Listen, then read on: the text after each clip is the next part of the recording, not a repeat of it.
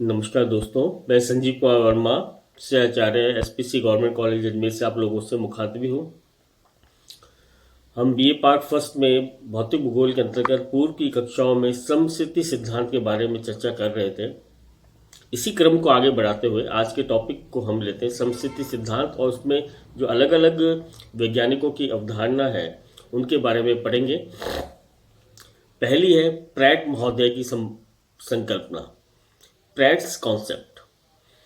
अवकलन संबंधी इस विसंगति को देखकर प्रैट ने समस्या के समाधान हेतु अनुमान लगाया कि हिमालय की निकटता के कारण साहुल रेखा में विक्षेपण हुआ होगा।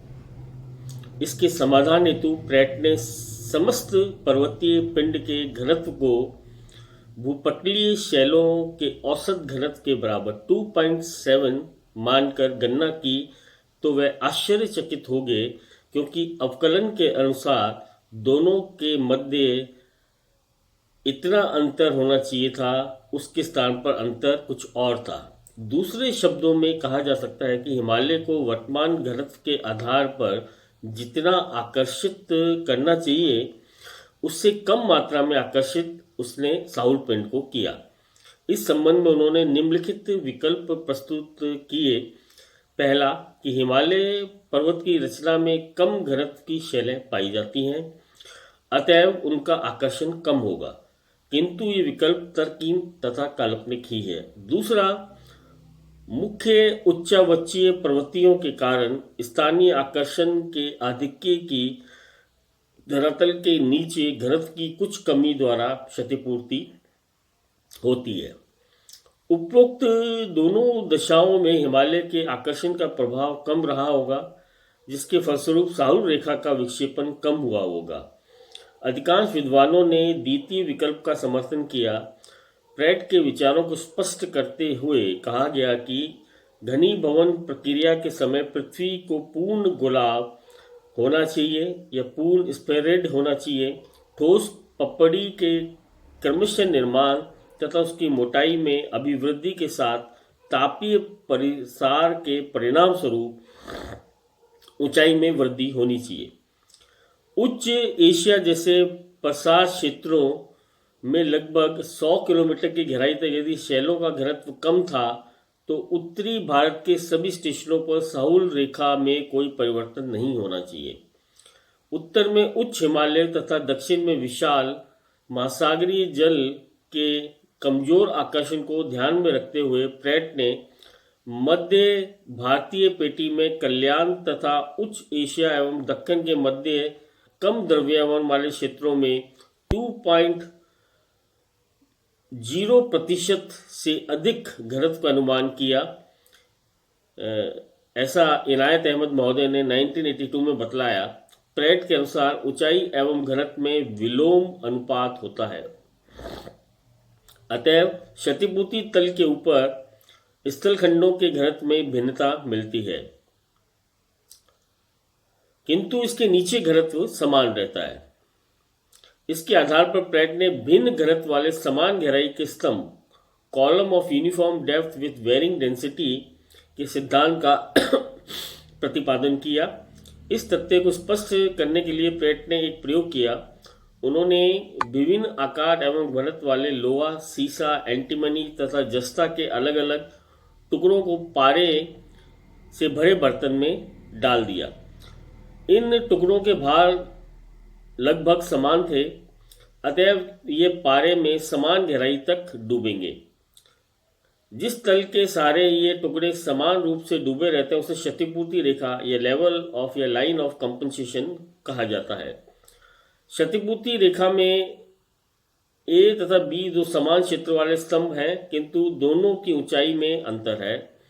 चूंकि दोनों का भार क्षतिपूर्ति रेखा पर बराबर होना चाहिए, तो स्तंभ ए और घनत्व को कम और स्तंभ बी के घनत्व को अधिक होना चाहिए, ताकि दोनों का भार क्षतिपूर्ति रेखा पर समान रह सके। इस प्रकार के प्रैट के अनुसार स्तंभ बड़ा तो घनत्व कम, स्तंभ छोटा तो घनत्व अधिक होता है। Bigger the column lesser the density, smaller the column greater the density. इस प्रकार हम देखते हैं कि विभिन्न घनत्व वाले पर्वत, पठार तथा मैदान अध्यस्थ तल में एक समान गहराई पर आधारित न होकर क्षतिपूर्ति तल के सिद्धांत लॉ ऑफ कंपनसेशन लेवल के ऊपर निर्भर हैं तथा पृथ्वी के धरातल पर विभिन्न ऊंचाइयों के उच्चावचन में संतुलन का कारण उनके घनत्व में अंतर होता है।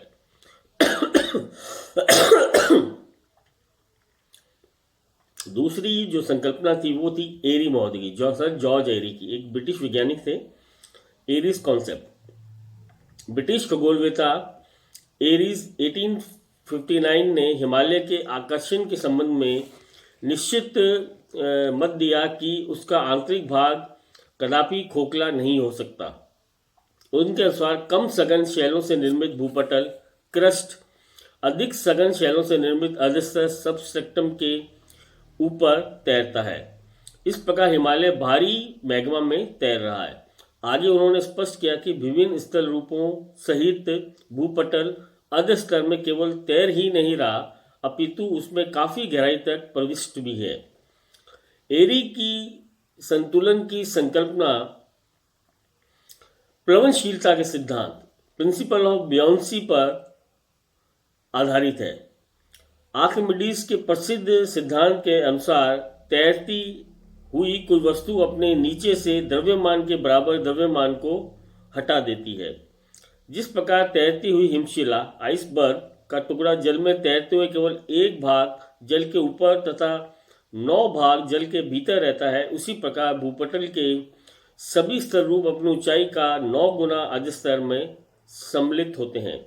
यहाँ ये स्पष्ट करना उचित है कि एरी ने प्लवन फ्लोटिंग का उदाहरण न देकर केवल स्थल भाग को मैग्मा पर नाव या तरणक राफ्ट की तरह तैरता हुआ माना है। यदि प्लवन के सिद्धांत को एरी के सिद्धांत में प्रयुक्त किया जाए तो हिमालय की कुल ऊंचाई का 9 गुना धरातल के नीचे होगा तथा कुल पदार्थ हल्का होगा।